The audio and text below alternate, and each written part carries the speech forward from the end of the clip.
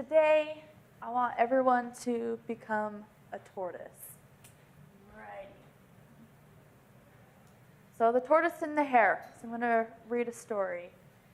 The hare was making fun of the tortoise one day for being so slow. "Do you ever get anywhere?" he asked with a mocking laugh. "Yes," replied the tortoise, "and I get there sooner than you think. I'll run you a race and prove it." The hare was much amused at the idea of running a race with the tortoise, but for the fun of the thing, he agreed.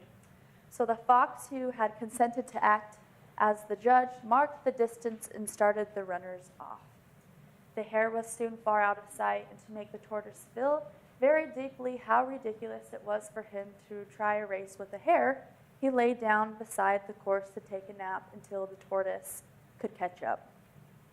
The tortoise, meanwhile, kept going slowly but steadily, and after a time passed the place where the hare was sleeping, but the hare slept on very peacefully, and when at last he did awake, the tortoise was near the goal. The hare now ran his swiftest, but he could not overtake the tortoise in time. So there are people out there that are like hares. They want that instant gratification and the quick fix to reach their fitness goals. There is $1 trillion wellness industry that hares are trying to get your attention.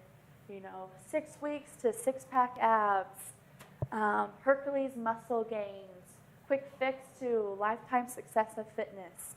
But then there are all the tortoises out there that go to the gym week after week, and they have attained their fitness goals gradually and steadily. So we learn a lot from that story, that slow and steady wins the race, and that the tortoise crept along to reach his goal or reach his finish line. So let's talk about sedentary behavior. So sedentary behavior is a lifestyle that involves little or no physical activity. A person that is often sitting or lying down while engaged in an activity like reading, socializing, watching television, playing video games, being on your mobile device or computer most of the day.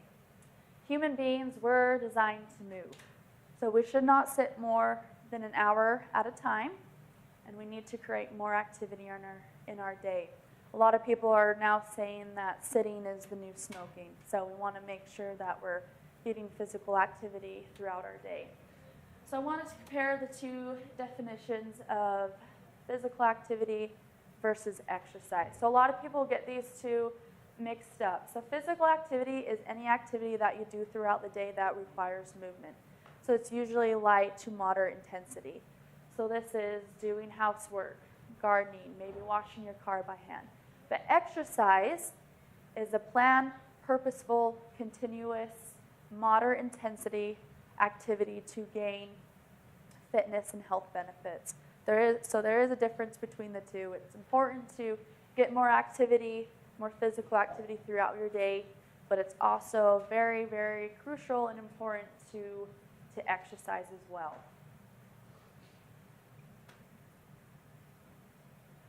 So principles of exercise training, what this is that as we place different demands on our bodies are going to adapt to those different demands. So for example, if all you're used to is sitting around all day, when you move a little bit more, it's going to be hard at first. But as you have that continuous demands placed on your body's going to be able to adapt, and eventually it's going to become easier and you're going to be able to do more activity as you increase your movement and your exercise each day.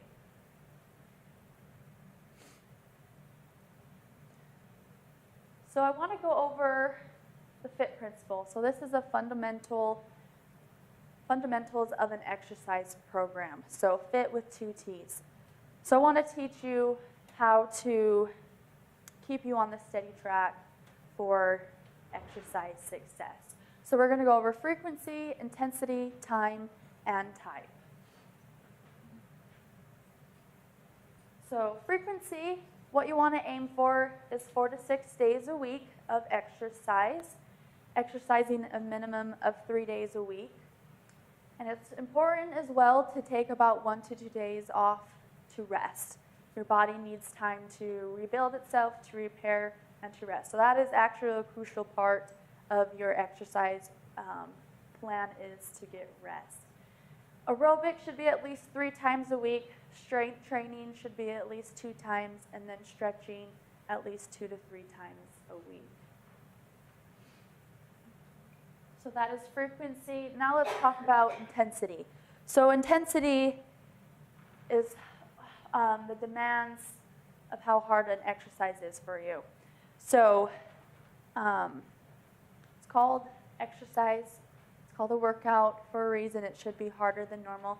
So there's different ways to rate how hard you're working out. So there's a few examples up there. So the RPE scale, or rating the perceived exertion, is how you rate yourself of how hard you're working out when during a certain activity. So for example, I have up there on the right-hand side is the scale. So 6 is no exertion. So maybe you're watching TV, reading a book when you're at a 6. And then 20 is you're working out so hard you feel like you're going to die. That is your maximal effort that you're giving. So when you're exercising, you can kind of think to yourself, oh, I'm sitting about, a 7, it's extremely light, and I want it to be at a 13, somewhat hard. So then you can kind of gauge yourself and maybe, increase your intensity a little bit as you're exercising. So that's a way to tell how hard you're working. Another way is your heart rate range. So what's recommended is about 60 to 85% of your max heart rate. So how to get your max heart rate is 220 minus your age. So I put an example up there of a 43-year-old. So you would go 220 minus 43, and that is 177. And what you do to get that heart rate range is you're going to take that max heart rate and times it by 0.60 to get that 60% of your max heart rate, which is 106 beats per minute. And then you're going to take that max heart rate, so the 177, and then you're going to times that by 0.85 to get your 85% of your max heart rate. So your heart rate range, if you're a 43-year-old, is between 106 beats per minute to 150 beats per minute. So that's another way to tell your intensity when working out, is using your heart rate. Another quick, easy way is the talk test. So if you're working out at a moderate intensity, you should be able to hold out a conversation with someone, but you shouldn't be able to sing. So if you're by yourself, that may seem a little silly to talk to yourself or try to sing, but you can do that if you like. So we went over frequency, intensity, and now time. So for muscular and cardiovascular benefits, you should exercise at least 20 minutes a session. However, as you're getting into it, it's okay to start off slow. You can break it up throughout the day. If you can only go 10 minutes of walking, then do 10 minutes in the morning and then 10 minutes in the evening, and you got your 20 minutes in that day. So it's okay to start slow and gradually increase your time. But ideally, you should exercise for 30 to 60 minutes each time you exercise. So that equals about 150 minutes a week. We have frequency, intensity, time, and now type. So what type of exercise should we be getting? So aerobic exercise includes any exercise that is continuous, rhythmic, and uses your large muscle movements. So that's running, swimming, walking, biking, racquetball sports, and hiking. And then also another type of exercise you want to do is strength training. So that includes, weightlifting, using machines, free weights, yoga, Pilates, and then also making sure you're stretching as well. So doing a proper cool down and a warm up will help prevent injury. It'll keep your muscles elongated for a longer period of time to prevent stiffness. So making sure that you are stretching does help with exercise benefits. And then really with type, I always tell everyone to find something you enjoy doing. I love running, but people are like, oh, I could never be a runner. I hate running. You don't have to run for exercise. You can find something you enjoy doing, so it makes it motivational to you and it makes it fun. And if there's ever something you want to try, like yoga, I tried yoga 3 weeks ago, fell in love with it, never done it before in my life, and I loved it. So trying different things and seeing what's out there, just adds variety, and it mixes things up, and it makes it fun. So frequency, intensity, time, and type. So that's the basic principle to your exercise program. So I gave a little example up there. It kind of looks overwhelming, but the top chart is maybe kind of what you're going to start off with, and you kind of have to just gauge it on where you're at and where you want to go. But this is just for example. So let's say you're starting off, I want to get back into exercise. I've been exercising a little bit, but I want to kind of increase it a little bit more and do it more frequently. So that for the first exercise program, you're going to do moderate walking 2 times per week for 30 minutes for your aerobic exercise. And you've always been wanting to try that indoor cycling class, so you're going to sign up and you're going to do that once a week for 45 minutes. And then you're going to do 2 times per week doing some form of strength training. And with strength training, you want to start off between 8 to 10 reps, about 1 to 3 sets. So let's say you have 5 different exercises you're going to do. Each exercise you would do for 8 to 10 times, and then a set is how many of those 5 exercises you do. So if you do all 5 2 times, so that's what a set is in reps. So, and then, you're feeling really good. You've kind of started making exercise a habit now. And you're like, what? I feel like I can increase my time with my walking, and I can increase how many days I am working out. I'm feeling good. My body's adapting to the demands I'm placing on it. So I'm going to increase my frequency. So you kind of revise your exercise plan. So now you're, doing your moderate walking now for 45 minutes, 2 times a week. And you love that indoor cycling class, so you're like, I'm going to keep that going, once a week. So you're doing that for 45 minutes. And then you decided, I'm going to mix things up again. I'm going to do something different. So you're going to do a high-intensity interval training once that week. So interval training is doing kind of short sprints and then recovery. So for example, if you're on the treadmill, you start off slow, and then you're going to jog for maybe a minute at a certain speed that's harder than normal, and then you're going to back down, kind of have a recovery phase. So you're kind of going hard for a short amount of time and then slowing down and recovering. So that's interval training.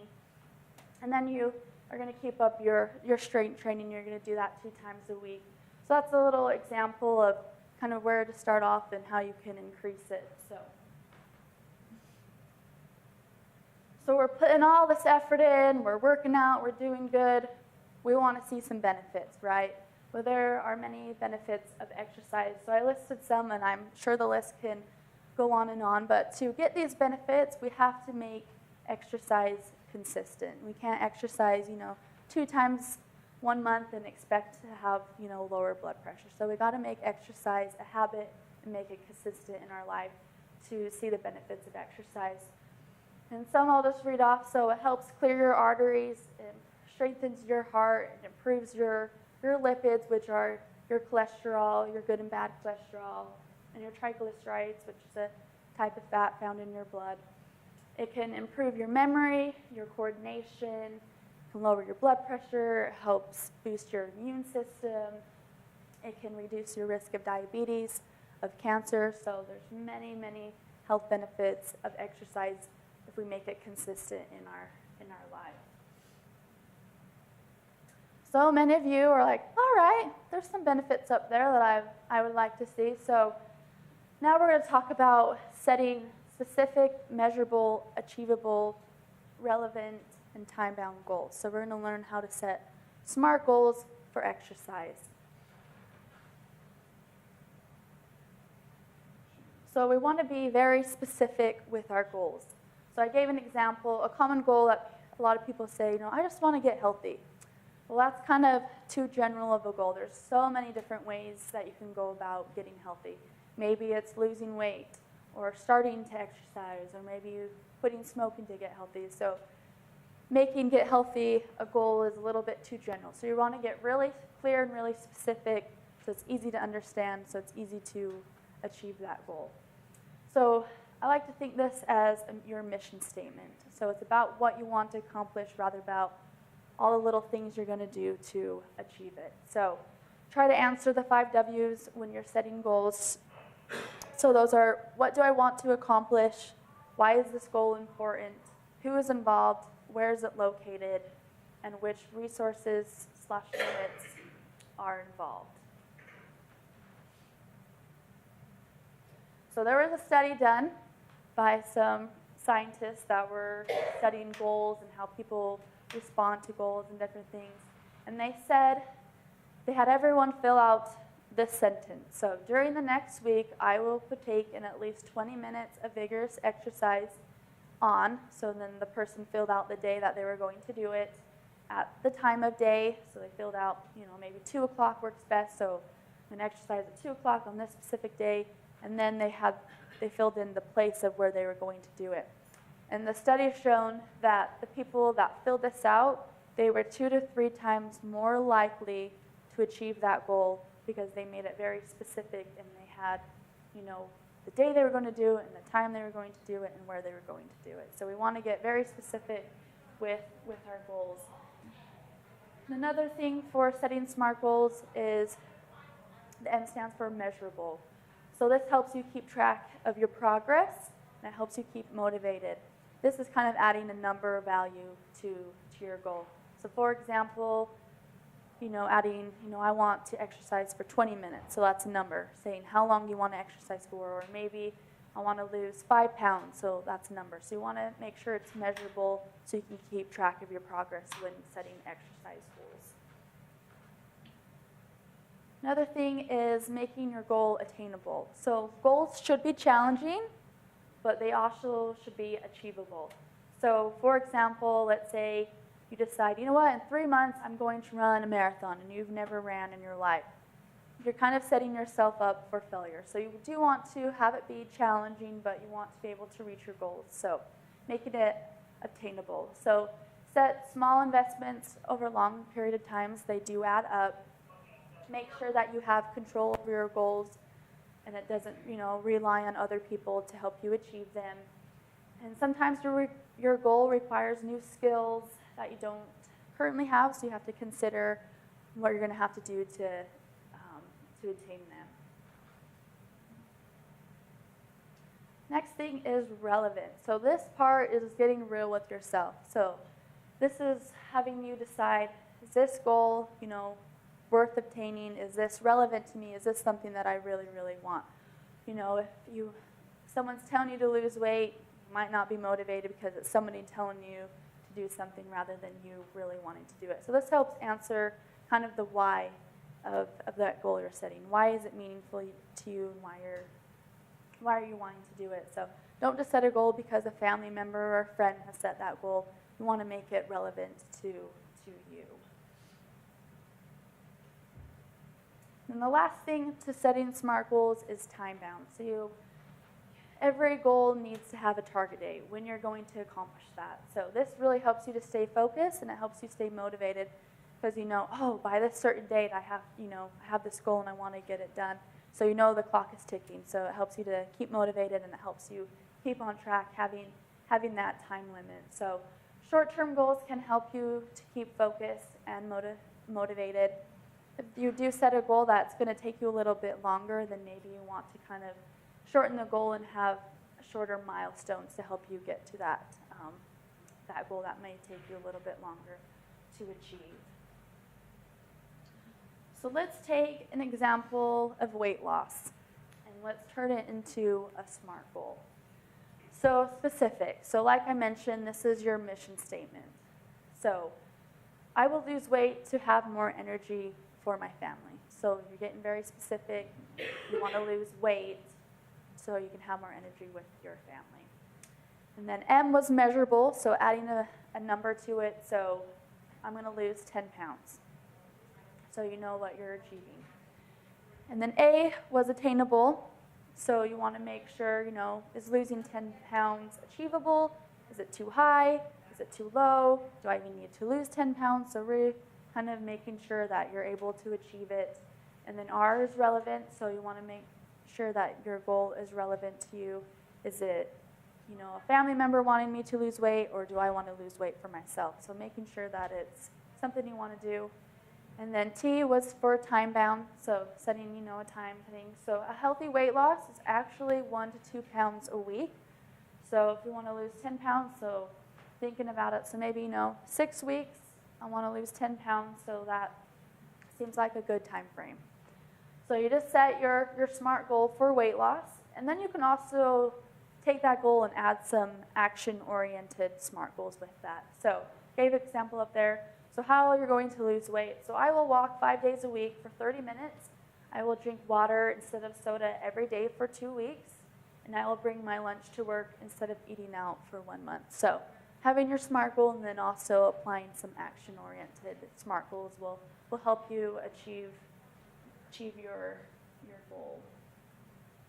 So then I just gave other examples of SMART goals. So I'll just read those off to kind of give you a little bit more idea of how to set them. So complete my first 5K race in the next 3 months.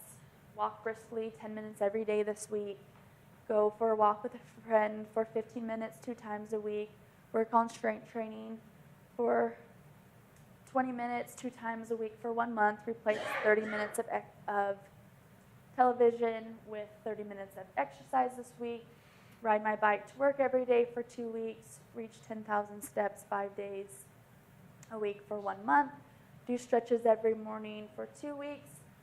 Park at the back of the parking lot every time I go to the store this week. So some simple goals and just give you a little bit more idea of how to make them SMART goals.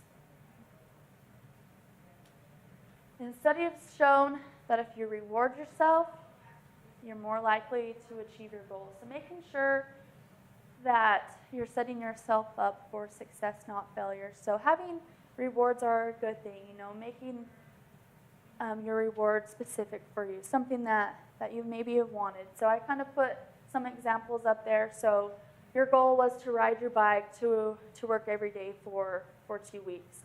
You've been eyeing that new fitness watch to keep track of your steps and to improve your fitness. So after you accomplish that, you're going to go out and buy that fitness watch. So that could be one of your rewards for reaching one of your goals. Another one, complete my first 5K race in the next 3 months. So maybe you don't have cool headphones to keep you motivated throughout the race. So maybe 2 days before the race, you know that you're going to run it, you can go out and buy some new headphones to keep you motivated through the race. Or maybe you want to buy a new exercise shirt for the race. I love doing that. Girls like their clothes, right? And then another goal was do stretches every morning for 2 weeks. So when you accomplish that, maybe you're going to buy a nice new insulated water bottle. Or maybe you tried yoga and you're loving it, so you're going to buy yourself a yoga mat. So making sure you're rewarding yourself as you're accomplishing your goals will just help you stay motivated and focused to achieve them. Another thing with goals is you want to make sure to review them and to revise them as well. So review your goals at least once a week. Reviewing your goals will help you keep track of your progress and be able to see what you've accomplished and what you have left to accomplish. And then also be flexible. Things change. It's okay to, tweak your goals if you realize, maybe 30 minutes was a little bit too much and you want to back it down to 15, 20 minutes, and that's perfectly fine. So making sure that it's, okay, because you're evolving and you're progressing, so it's okay to revise your goals. And remember, slow and steady wins the race, so become a tortoise. We all need to just make sure we make exercise a habit, and it can be a gradual progress to help maintain your fitness goals. And I want to end by reading this quote to you. It's one of my favorite quotes of all times. It says, "Set small first steps and don't worry about how long it takes to make them. The race to long-lasting change is usually won by those who take time to build foundation needed for new habits to last." Is there any questions or anything? I'd love to answer any questions that you have. No? Did I do that good? Just kidding. Perfect. Okay. Well, thank you for having me.